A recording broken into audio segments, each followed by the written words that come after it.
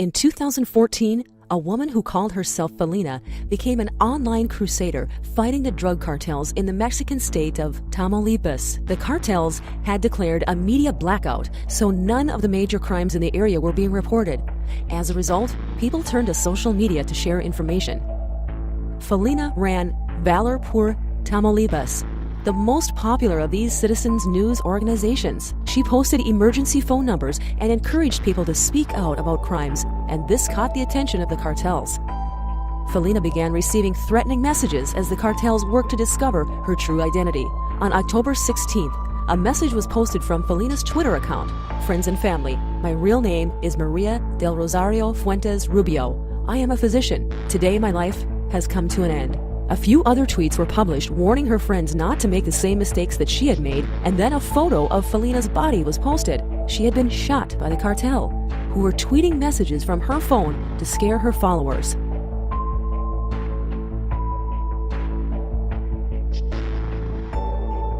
The father of a 2-year-old girl who died from meningitis B has accused the government of doing nothing to raise awareness of the disease. Neil Burdett's daughter Faye fought the disease for 11 days but died on Valentine's Day last year. When the family released heartbreaking photographs of Faye, more than 820,000 people signed a petition for a jab for all children. Her sad story has been widely shared on social media, including Facebook and Twitter. Mr. Burdett of Maidstone and his wife Jenny had to make the decision to turn off Faye's life support. The disease had led to sepsis, and they had already signed forms consenting to amputations, but knew the sepsis had caused further damage. He said, "Her kidneys weren't working, and the list went on and on. She fought so hard. Turning off the machine was the hardest decision we have ever had to make, but it was the right thing to do." Since September last year, a vaccine to protect against meningitis B has been available on the NHS for babies aged 2 months, followed by a second dose at 4 months and a booster at 12 months. Parents who wish to have older children vaccinated must pay privately, although a worldwide shortage of the vaccine Bexurso means stocks are very low. Mrs. Burdett has published photos of her daughter, including one of her in a hospital bed just before her demise. She said, "This is a photo of Faye, 2 years old, who sadly lost her life to this dreadful disease. We campaign for change in her memory."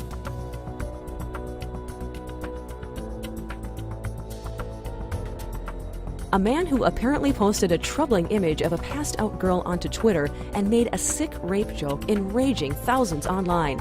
Identified only as Rich Lonely Juan on social media, the Twitter user sparked the controversy at 1:09 a.m. on January 1st, 2014, when he posted a photograph of what seems to be a girl lying on her back covered in vomit and added that he and his brother were going to sexually assault her. The disturbing picture and shocking thread quickly traveled around the internet, and despite Rich Lonely Juan's insistence that the whole thing was a joke that got out of hand, authorities have confirmed that they will be conducting a thorough investigation. In tweets immediately after his first, Rich Lonely Juan, whose identity has not been confirmed, even tried to insinuate that the girl had stopped breathing and no longer had a pulse. As he became inundated with concerned people asking whether this was actually occurring live on Twitter, the bad joker tried to claim some honor among thieves and questioned why he would ever turn himself in.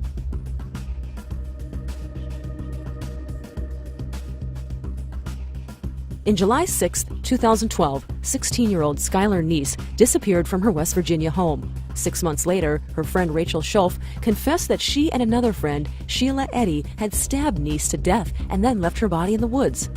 While Neese was missing, Sheila Eddy remained active on Twitter, posting birthday messages to friends and tweeting about her everyday life. After Skylar's body was discovered, Sheila posted a photo collage of herself and Skylar with the caption, "Rest easy, Skylar. You'll always be my best friend." Rachel Schulf told police she and Sheila had planned the crime in science class. They lured Skylar out into the woods and then planned to stab her on the count of 3. About 1 month before she was arrested, Sheila tweeted, "We really did go on 3." Rachel was sentenced to 30 years in prison. Sheila received a life sentence with the possibility of parole.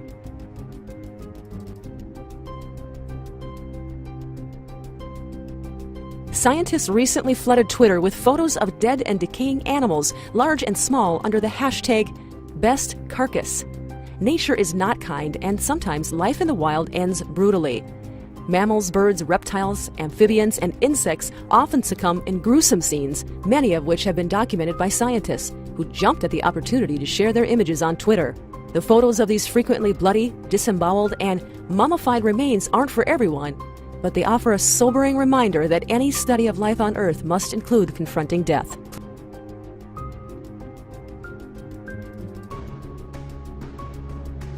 A morbid image apparently showing a man posing for a selfie with his dead girlfriend has gone viral. Even more disturbing is the caption stating the man in question had just stolen the body of his former lover, who is still in a partially unzipped body bag from a morgue. The image made all the expected appearances on Imgur, Reddit, and Twitter, where it clocked up an eye-watering 4,100 retweets and 2,200 favorites. However, the dead girlfriend in the picture turned out to be a high-quality prop, and the man in the photo a production assistant.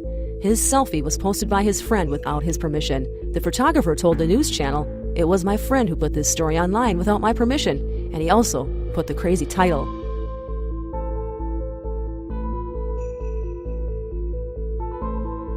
An Uber driver discovered her man had a side chick when she picked up a rider at the airport and drove the woman to her own boyfriend's apartment. A 24-year-old Twitter user named @Mixella told the whole story in a massive outburst of tweets that shared the entire ordeal. She claims that her boyfriend told her he was flying to New York to see his sick mother in the hospital and was going to be out of town. The user, now affectionately referred to as #UberBay, says that he had his luggage packed when she stayed over the night before. #UberBay then goes on to reveal that she drove her passenger right up to her boyfriend's apartment complex but still thought it was just a coincidence. The woman was texting her boyfriend and came up with the apartment number, and they started driving closer to his unit. Poor #UberBay then got the horrible shock that her boyfriend's car was parked right outside his apartment, not at the airport like it should have been.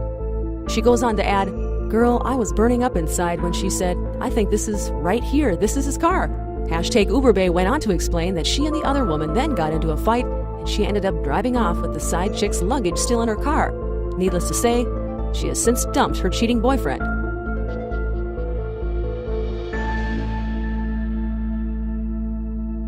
On August 20th, 2016, Zachary Penton tweeted, "I need to move out of my place before I viciously murder my roommates." The next day, he called 911 and confessed to killing his roommate, Daniel Garofalo. They had only been living together for about 2 months at the time of the incident. Claiming self-defense, Penton said he shot Garofalo after being threatened to move out of the house. It may have been self-defense, but a look through Penton's Twitter history shows an obvious obsession with guns. In June 2016, he wrote that buying a gun was easy. Just a few days before the shooting, he tweeted, "I need 2 boxes of 9mm stat." His tweets went viral after the murder, with many people warning that you should always follow your roommates on Twitter.